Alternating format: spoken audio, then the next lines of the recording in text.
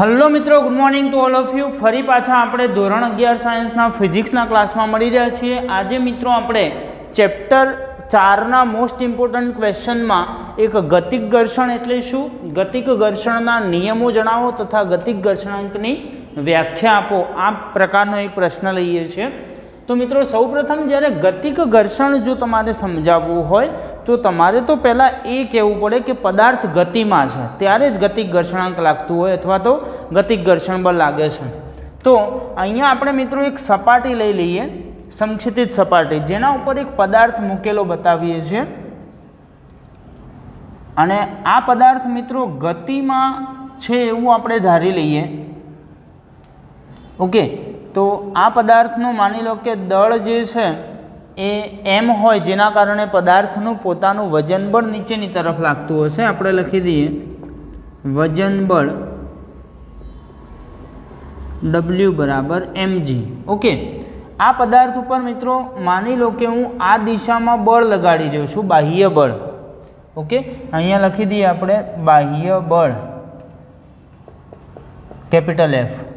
તો મિત્રો આ પદાર્થ જ્યારે આ દિશામાં બળનો અનુભવ કરતો હશે તો એ દિશામાં ખસી રહ્યો હશે એવું આપણે માની લઈએ.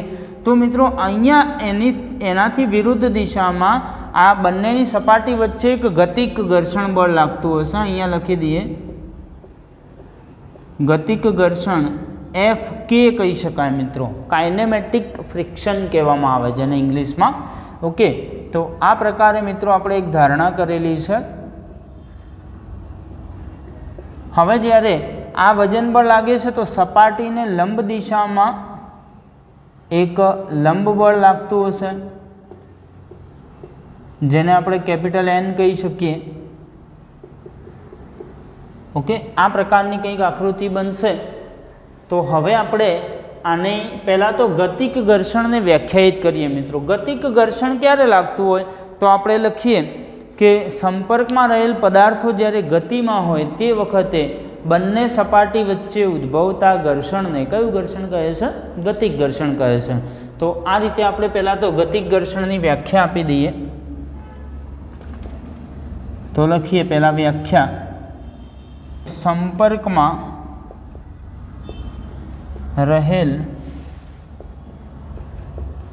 બે પદાર્થો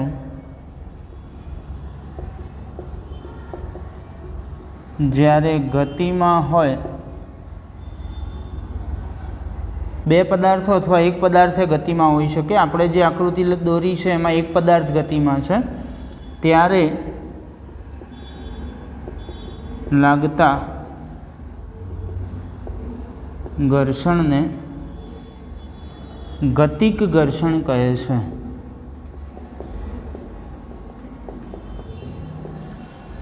ઓકે, બીજું વાક્ય આપણે મિત્રો આવું લખી શકીએ, જેને શેના વડે દર્શાવાય છે? અહીંયા લખ્યું આપણે, જેને F સફિક્સ K વડે દર્શાવાય છે. ઓકે, હવે મિત્રો આપણે આ ઘર્ષણ બળની વ્યાખ્યા તો આપી દીધી છે. હવે આપણે વાત કરીએ ઘર્ષણના નિયમો, ગતિક ઘર્ષણના નિયમો. તો અહીંયા આપણે લખી દઈએ. ઓકે, હવે થોડીક આની બીજી બેઝિક માહિતી લખવી હોય તો આપણે આવું કહી શકીએ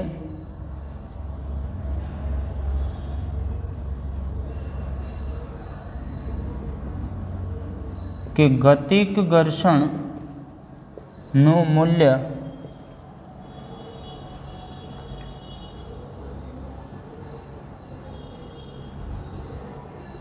સ્થિત ઘર્ષણ કરતાં ઓછું હોય છે. મિત્રો અહીંયા તમે આવી ધારણા કરી શકો. તમને હું એક ઉદાહરણ આપું સિમ્પલ, કે તમે જ્યારે સાયકલ સ્થિર હોય એ વખતે જ્યારે પહેલું પેન્ડલ મારો છો ને એ વખતે તમને ઘણું બધું બળ લાગતું હોય છે અથવા તો ઘણું બધું જોર પડતું હોય છે આપણને પહેલું પેન્ડલ મારતી વખતે. તો એનો મતલબ શું થાય છે કે જ્યારે કોઈ પણ પદાર્થ સ્થિર હોય ને એ વખતે મહત્તમ ઘર્ષણ બળ લાગતું હોય અને એ વખતે આપણે એવું કહી શકીએ કે એના દ્વારા ઉદ્ભવતું જે ઘર્ષણાંક છે એ પણ મહત્તમ બનશે.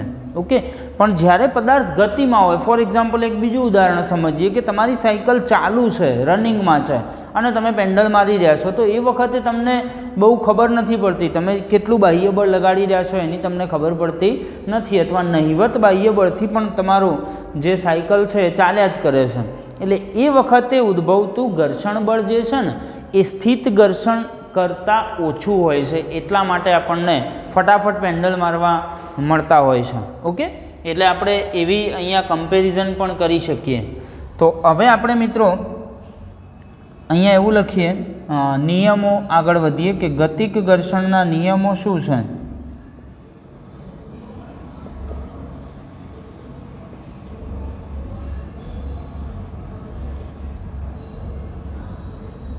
તો ગતિક ઘર્ષણના નિયમોમાં પહેલો નિયમ મિત્રો આવું કહે છે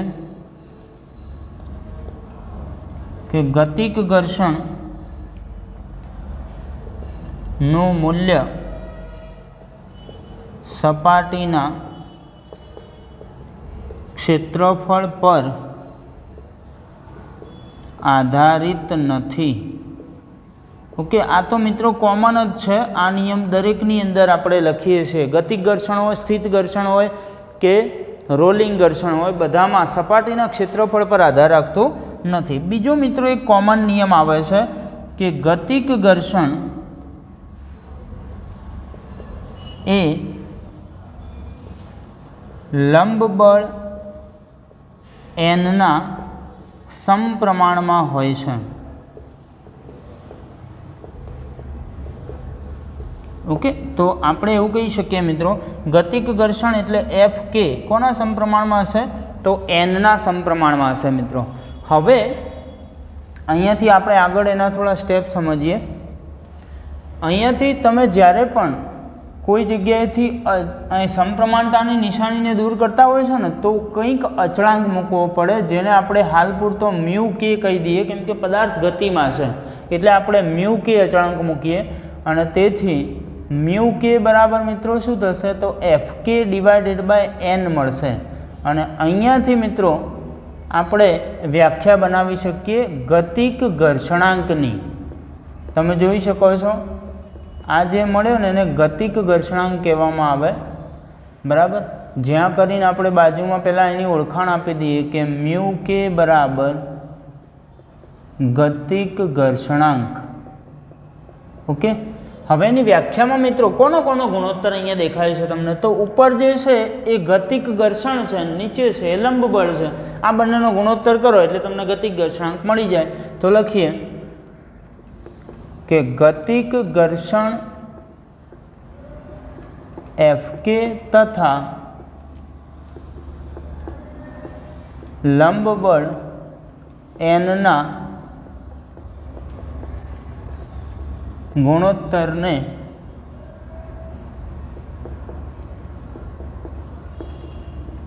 ગતિક ઘર્ષણાંક શું કહે છે, એની સંજ્ઞા મ્યુ કે કહે છે. આ રીતે લખી શકાય. ઓકે, થોડી હજુ વિશેષ માહિતી કદાચ આપણે અહીંયા લખવી હોય ને મિત્રો, તો એવું કહી શકીએ કે ક્યારે પદાર્થ ગતિમાં આવશે અહીંયા, બરાબર. તો ક્યારે ગતિમાં આવે, ફોર એક્ઝામ્પલ હું તમને એક કન્ડિશન કહું કે આની પહેલાંનો પ્રશ્ન એક સ્થિત ઘર્ષણાંકવાળો હતો. આપણે આપણી ચેનલ પર વિડીયો મૂકેલો છે, તમે જોઈ શકો છો.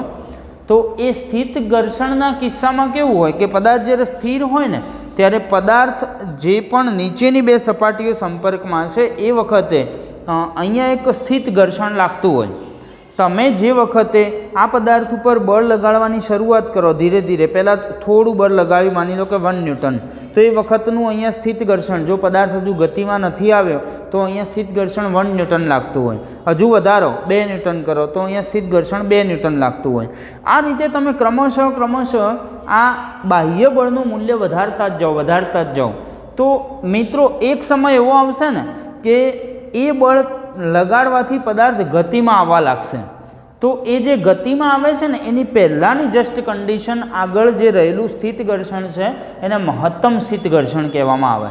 ઓકે, તો કયા બળથી પદાર્થ ગતિમાં આવે છે આવું કહેવું હોય તો આપણે એવું કહી શકીએ મિત્રો કે જ્યારે પદાર્થ પર મહત્તમ સ્થિત ઘર્ષણ બળ કરતાં પણ વધુ બાહ્ય બળ લગાડવામાં આવે ત્યારે પદાર્થ ગતિમાં આવે છે.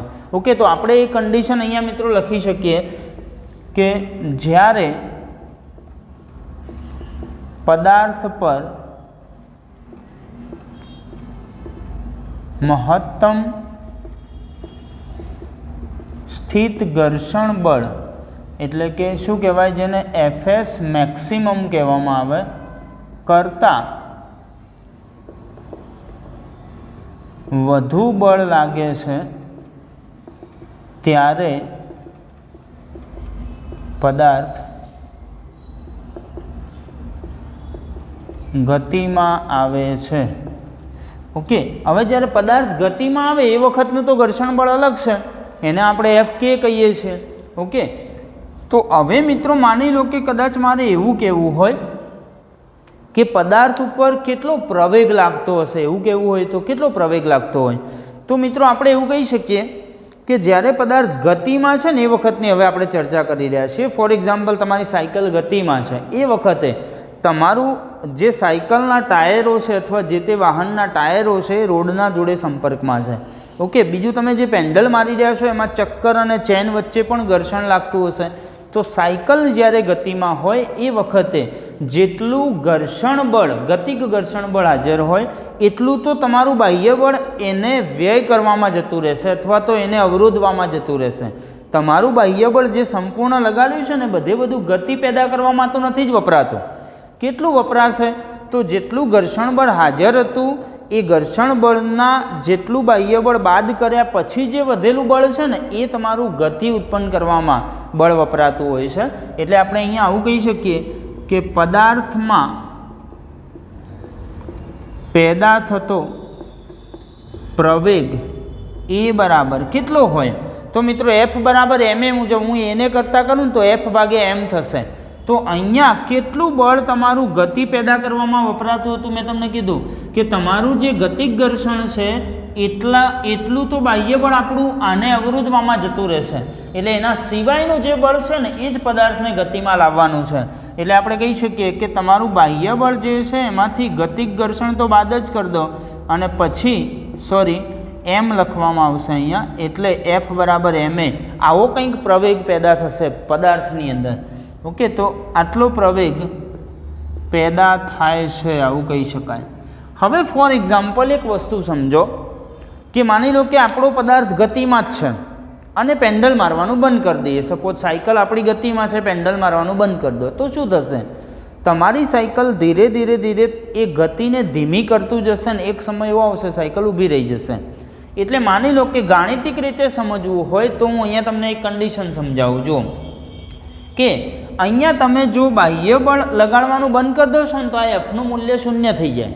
ઓકે, તો તે વખતનો તમારો પ્રવેગ કેટલો મળે? તો -fk/m મળશે. પહેલાં હું એનું વાક્ય લખીને બતાવું. જો જ્યારે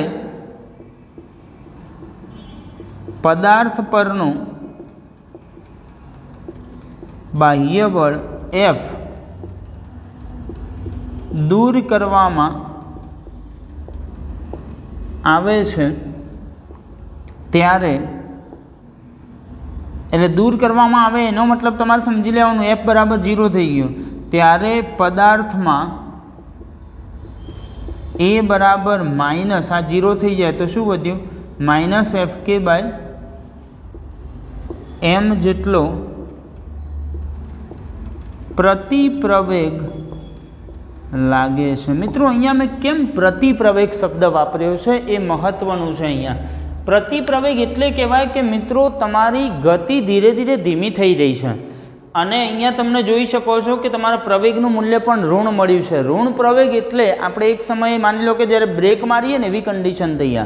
આપણી કોઈ પણ વાહન ગતિમાં હોય તમે બ્રેક મારો એ વખત શું થાય? તમારી ગતિ અવરોધવા લાગે અને એક સમય એવો આવે કે તમારું વાહન આગળ જઈને ઊભું રહેશે. તો આ એવી કન્ડિશન થઈ.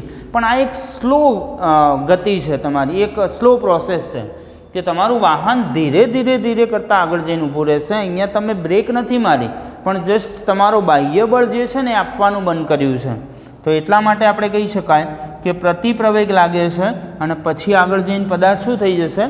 તો સ્થિર થઈ જશે. આ પ્રકારે તમે વ્યવસ્થિત રીતે ગતિક ઘર્ષણના પ્રશ્નને સમજાવી શકો છો. તો તો તમને અહીંયા ફૂલ માર્ક્સ મળી શકે. આ પણ પ્રશ્ન વારે ઘડીએ પરીક્ષામાં પૂછાતો પ્રશ્ન છે. આમાંથી ટુકડા સ્વરૂપે જો પ્રશ્નને પૂછવો હોય તો પણ પૂછી શકાય છે. હું તમને કહી દઉં કેવી રીતે પ્રશ્ન પૂછાય. હું તમને અહીંયાથી એક પ્રશ્ન 2 માર્ક્સમાં આવો પૂછી શકું મિત્રો કે ગતિક ઘર્ષણના નિયમો જણાવો. તો અહીંયાથી લઈ અને તમારે આટલું લખવાનું થાય. ઓકે, ત્યારબાદ હું તમને અલગથી એક આવો પ્રશ્ન પૂછી શકું ગતિક ઘર્ષણાંકની વ્યાખ્યા જણાવો. તો અહીંયાથી આપણે આ વ્યાખ્યા બનાવીએ, આટલી વ્યાખ્યા લખવાની થાય. અને આ વિશેષ માહિતી જે આપણે આખો પ્રશ્ન પૂછાય તો આપણે એને ડિટેલમાં સમજાવવા માટે લખવામાં આવતી હોય છે. તો આ 3 માર્ક્સનો એક સરસ મજાનો ઇમ્પોર્ટન્ટ પ્રશ્ન છે. ઓકે, તો આ પ્રકારના મિત્રો આપણે પ્રશ્નો કવર કરતા રહીશું ચેનલમાં. તો ચેનલ જોડે જોડાતા રહેજો. તમારા અન્ય મિત્રોને પણ જણાવજો કે આલ્ફા ક્લાસની ચેનલને સબસ્ક્રાઈબ કરે અને તમારા અન્ય મિત્રોને પણ આવા સારા વિડીયો શેર કરજો. Thank you.